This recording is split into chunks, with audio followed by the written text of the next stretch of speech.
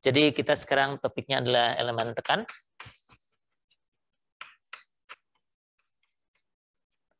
Atau compression member ya.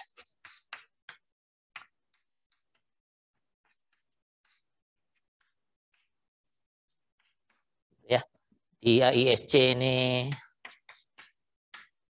36 10 10 ini chapter D ya.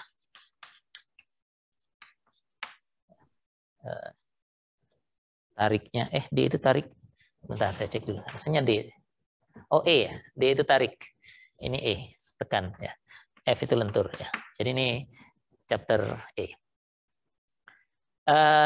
Sama seperti yang lalu, waktu tarik kita cek dulu kegentelannya apa, waktu lentur juga demikian.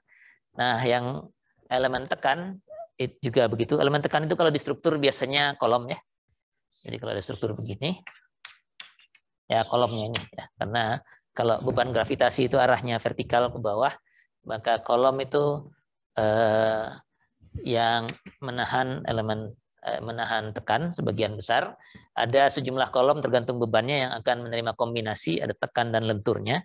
Nah, kalau ada tekan dan lenturnya kita baru bahas nanti di bab berikutnya setelah UTS. Sekarang kita anggap kolom ini hanya menerima tekan saja. Atau kalau bukan kolom bisa juga bagian dari struktur rangka. Sebagian dari struktur rangka misalnya. Begini misalnya ya. Gitu, dua batang ini akan mengalami tekan, yang bawahnya mungkin tarik ya.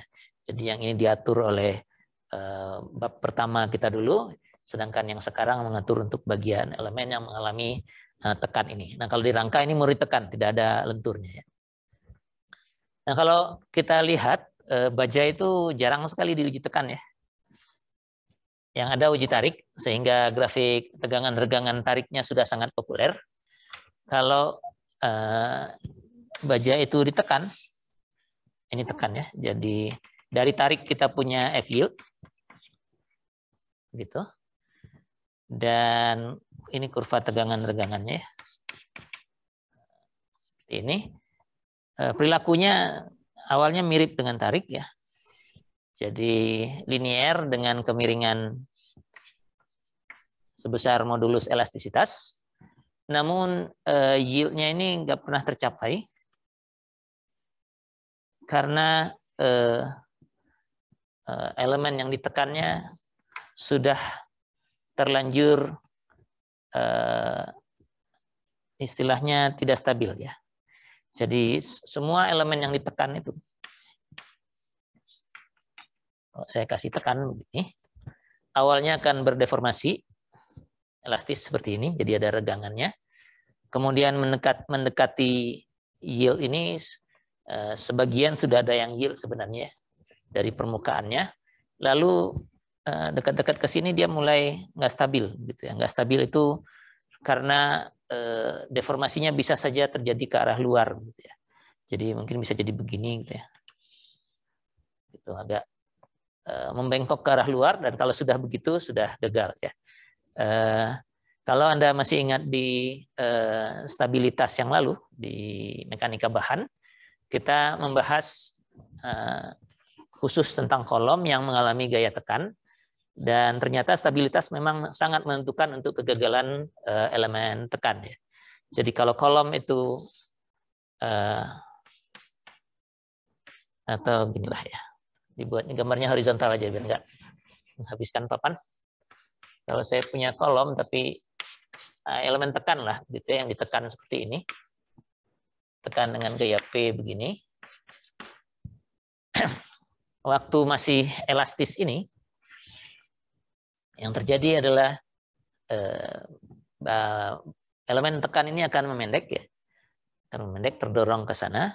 Namun suatu saat di dekat sini, kalau dia cukup pendek, kalau dia tidak pendek, bahkan sebelum masih jauh dari yield ini, dia sudah mulai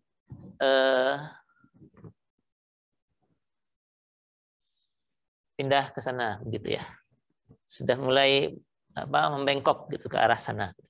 Ya, Anda bisa bayangkan saja misalnya kalau Anda punya penggaris plastik yang, saya nggak tahu zaman sekarang masih ada penggaris plastik itu kan yang tipis begitu. yang sangat tipis gitu. Terus Anda tekan dengan gaya tekan yang kecil saja dia sudah melengkung ke sana ya. Padahal dugaan kita nggak ada momen di dalam sini kan yang dikasih cuma momen aja. Ya. Hanya aksial maksud saya. Jadi yang dikasih hanya gaya tekan aksial dan keseimbangan sudah terpenuhi. Mestinya deformasi yang terjadi hanya deformasi aksial ya. Namun dalam arah lateral ternyata bisa terjadi ketidakstabilan sehingga dia keluar ke arah sini gitu ya, ke arah kiri atau ke arah kanan, ke arah mana yang penampangnya lebih lemah gitu ya. Jadi ada masalah stabilitas ini ya. Stabilitas. Nah, kita tinjau sedikit ya. Waktu kita cukup banyak untuk membahas ini. Karena ini yang paling menentukan, jadi kita harus tinjau sedikit. Walaupun dulu di mekanika bahan mestinya sudah pernah kita bahas.